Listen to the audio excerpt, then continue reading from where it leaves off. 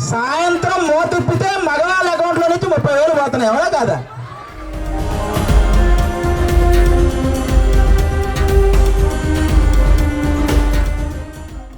సినీ నటుడు హైపరాది జనసేన విజయం కోసం విపరీతంగా కష్టపడుతున్నారు. పవన్ కళ్యాణ్ కోసం తాను రంగంలోకి దిగుతానని, జనసేన కోసం రాష్ట్ర వ్యాప్తంగా ప్రచారం చేస్తానని ముందే చెప్పిన హైపరాది ముందుగా పవన్ కళ్యాణ్ పోటీ చేస్తున్న పిఠాపురంలో ప్రచారం చేశారు. ఆ తర్వాత అనకాపల్లి నియోజకవర్గంలో ఇంటింటికి వెళ్లి టీడీపీ, జనసేన, బీజేపీ కూటమికి ఓటేయాలని కోరారు. ఇప్పుడు విశాఖపట్నంలో హైపరాది ప్రచారం నిర్వహిస్తున్నారు.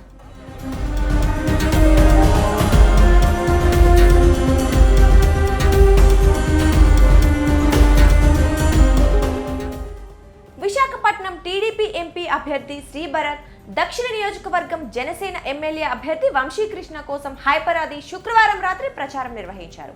శ్రీభరత్, వంశీకృష్ణలతో కలిసి దక్షిణ నియోజకవర్గంలోని అంబికాబాద్, జాలరిపేట, రెల్లి వీధిలో హైపరాది ప్రచారం చేశారు. తన మాటల తూటాలతో ప్రజలను ఉర్రూతలూగించారు. జనసేన కార్యకర్తలు, అభిమానులు ఖచ్చితంగా టీడీపీ ఎంపీ అభ్యర్థి భరత్కు ఓటేయాలన్నారు. అలాగే టీడీపీ కార్యకర్తలు జనసేన అభ్యర్థి వంశీకృష్ణను గెలిపించుకోవాలని పిలుపునిచ్చారు.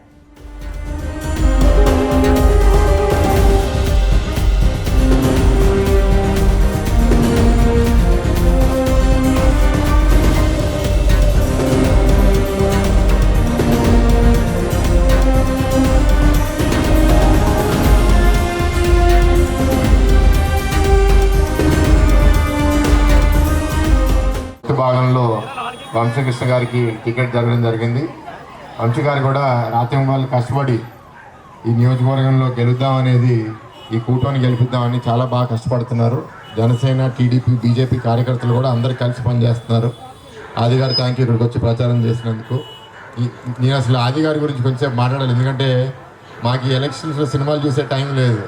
యూట్యూబ్కి వెళ్తే మీ ట్రోల్స్ అవన్నీ కొంచెం వీడియోలు చూసి జస్ట్ ఎంజాయ్ చేస్తూ ఉంటాము. సంతోషం మీరు ఇక్కడ ప్రచారం కోసం వచ్చినందుకు. ఇవాళ రాష్ట్ర వ్యాప్తంగా పరిస్థితి ఏంటో కన్నా విశాఖలో పరిస్థితి ఏంటనేది కొంచెంసేపు మనం చర్చించుకుందాం. ఈ లైట్ ఆఫ్ అయిపోయిందంటే ఓకే.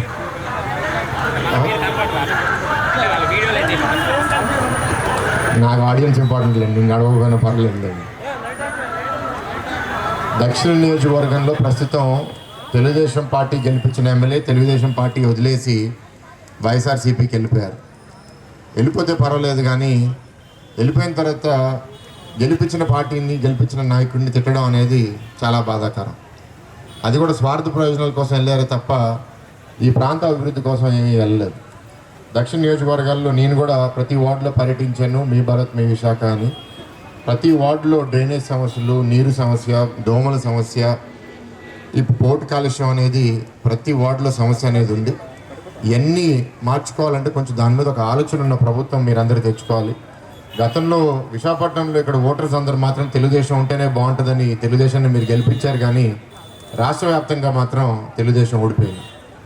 కానీ అప్పుడు విడిగా పోటీ చేశాం. తెలుగుదేశం విడిగా పోటీ చేసింది, జనసేన విడిగా పోటీ చేసింది, బీజేపీ విడిగా పోటీ చేసింది.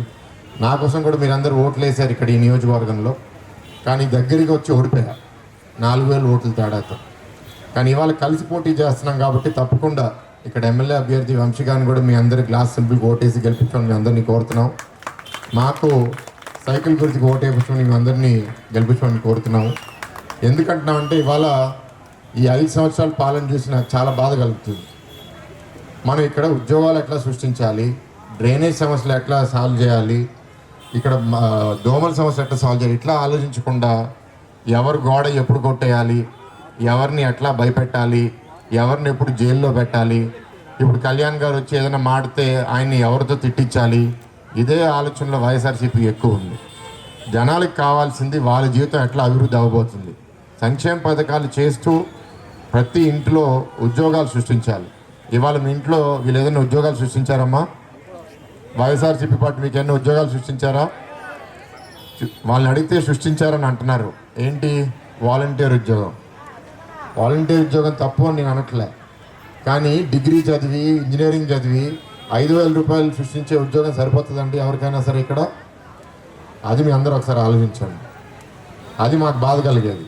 విశాఖపట్నంలో బాగా చదివిన కుర్రోళ్ళందరూ ఇతర ప్రాంతాలకు వెళ్ళిపోతున్నారు. ఇక్కడ మిగిలిపోయే వాళ్ళు మాత్రం పేదవాళ్ళు ఎప్పుడు పేదవాళ్ళుగా మిగిలిపోతున్నారు.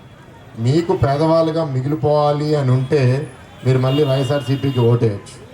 కాదు మేము ధనికులుగా అవ్వాలనుకుంటున్నాము, మా పిల్లలకి మంచి ఉద్యోగాలు రావాలనుకుంటున్నారు, ఈ ప్రాంతం అభివృద్ధి అవ్వాలనుకుంటున్నారు, ఒక ప్రశాంతమైన నగరం, డ్రగ్స్ కూడా ఎక్కడ పడితే అక్కడ విపరీతంగా స్ప్రెడ్ అయిపోతున్నాయి, ఇవన్నీ వింటుంటే ఇది మన విశాఖ నగరమేనా అని వింటే చాలా బాధ కలుగుతుందండి. ఈ పరిస్థితిని మనం మార్చుకుందాము. ఇవాళ వంశీకృష్ణ గారు వార్డు పర్యటించి కూడా అందరికీ కనెక్ట్ అవుతున్నారు. ఇప్పుడు రాబోయే ప్రోగ్రామ్స్లో కూడా మీరు ప్రతి వార్డులో కార్నర్ మీటింగ్ అని కూడా పెట్టుకుని మీ వార్డు సమస్యలు మీ వార్డు సమస్యలు మాకు చెప్పండి. భవిష్యత్తులో మీ అందరి సహాయంతో ఇక్కడ వంశీ గారు గెలుస్తాను, నేను గెలుస్తాను. గెలిచిన తర్వాత ఈ ప్రాంతాన్ని మేము ఎట్లా అభివృద్ధి చేయబోతున్నాం, మీ సమస్యలు ఎట్లా పరిష్కారం చేయబోతున్నాం. అక్కడ పోర్టు దగ్గర వార్డు 39వ వార్డులో ఆ పోర్టు వర్క్స్ వల్ల డ్రైన్స్ అన్నీ క్లాగ్ అయిపోయి అక్కడ ఎలా దోమలు అంటే వర్షంలాగా దోమలు పడుతున్నాయి. ఇంటికి వెళ్తుంటే చిన్న చిన్న పిల్లలు 200-300 దోమలు కుట్టిన బిబ్బలన్నీ కనపడుతున్నాయి. ఒక మనిషి అట్లా చూస్తుంటే నాకు చాలా బాధ కలుగుతుంది, అట్లా బతుకుతున్నారని. ఈ పరిస్థితిని మనం మార్చుకుందాం. ఇవాళ మీరు డబ్బుకో భయానికో దేనికి లొంగకూడదని మీ అందరినీ కోరుతున్నాను. మీ అందరూ, ఎందుకంటే ఓటేస్తేనే మేము గెలుస్తాం, మీరందరూ ఓటేస్తారు, మీ మీద నాకు నమ్మకం ఉంది. కానీ మీ అందరినీ కూడా 10 మందిని మీరు ప్రభావితం చేసి ఓటుకి తీసుకుంటారండి. దక్షిణ నియోజకవర్గంలో లాస్ట్ టైం కూడా ఓటింగ్ పర్సంటేజ్ తక్కువ ఉండింది, 60% ఓటింగ్ పడింది. ఇంకా ఓటింగ్ పర్సంటేజ్ పెంచుకోవాలి. ఎందుకంటే ఇవాళ పరిపాలన బాగాలేదు అని మీరు చూపించుకోవడానికి గొప్ప అవకాశం మీ ఓటు. ఇందాక మా విజయ్ గారు కొంచెం అగ్రెసివ్గా మాట్లాడుతున్నారు, ఇప్పుడు మంత్రి గారి గురించి కూడా మాట్లాడారు. సో మీ అందరూ ఏంటంటే అట్లాంటి వాళ్ళకి మీరు బుద్ధి చెప్పాలి అంటే మనం అరవడం కన్నా వాళ్ళలాగా వెళ్ళి ఓటింగ్ బూత్లో మన ఓటు చూపిస్తే చాలు. మీ అందరు వెళ్ళి ఓటింగ్ బూత్లో ఓటు చూపిస్తే దానికన్నా పెద్ద జవాబు వాళ్ళకి లేదు. నేను తాగమని మిమ్మల్ని అనట్లేదు, కానీ ఒకవేళ మీరు ఆల్రెడీ తాగుతున్నారంటే మాత్రం మంచి క్వాలిటీ లిక్కరు తెలుగుదేశం ప్రభుత్వం బాధ్యత తీసుకుంటుంది, జనసేన ప్రభుత్వం బాధ్యత తీసుకుంటుంది.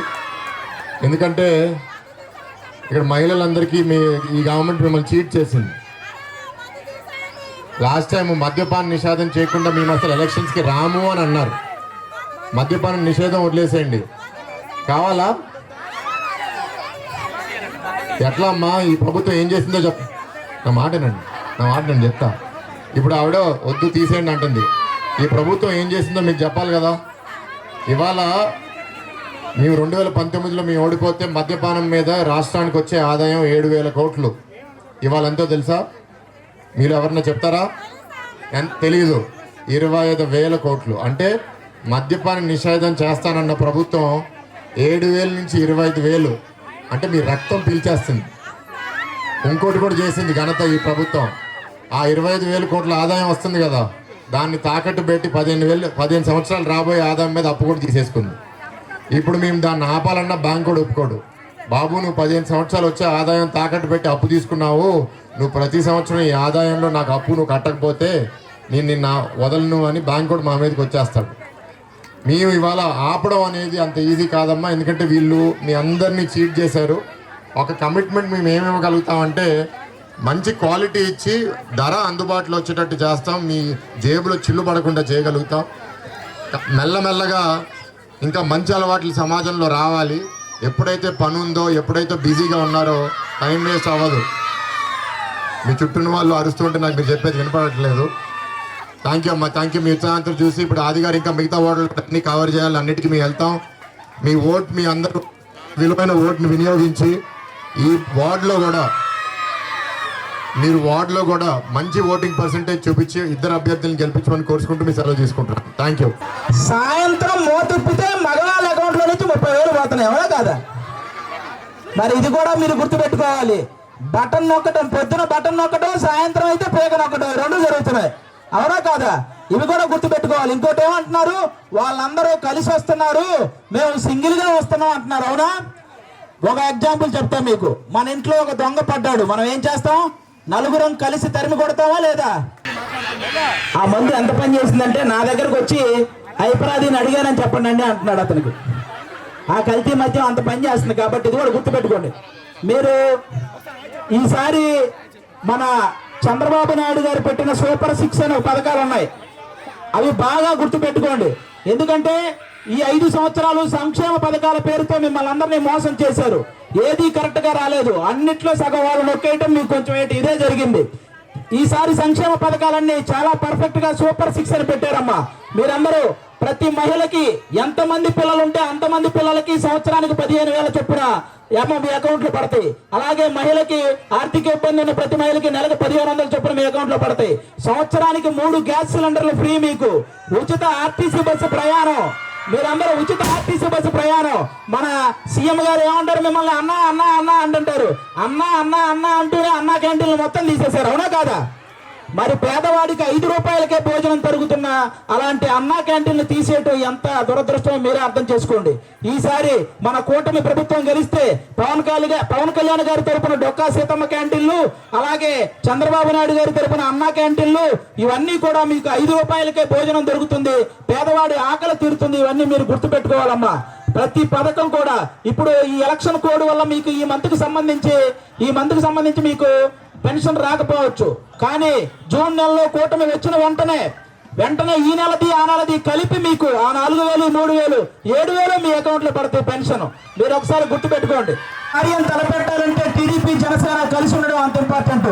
కాబట్టి పైన చంద్రబాబు నాయుడు గారు, పవన్ కళ్యాణ్ గారు, మోడీ గారు వీళ్ళు తీసుకున్న డెసిషన్ కి కట్టుబడి మనందరం కూడా ఆ ఓటు ట్రాన్స్ఫర్ అనేది ఖచ్చితంగా జరగాలని నేను మనస్ఫూర్తిగా కోరుకుంటున్నాను. ఎందుకంటే నేను ఒక జన సైనికుణ్ణి.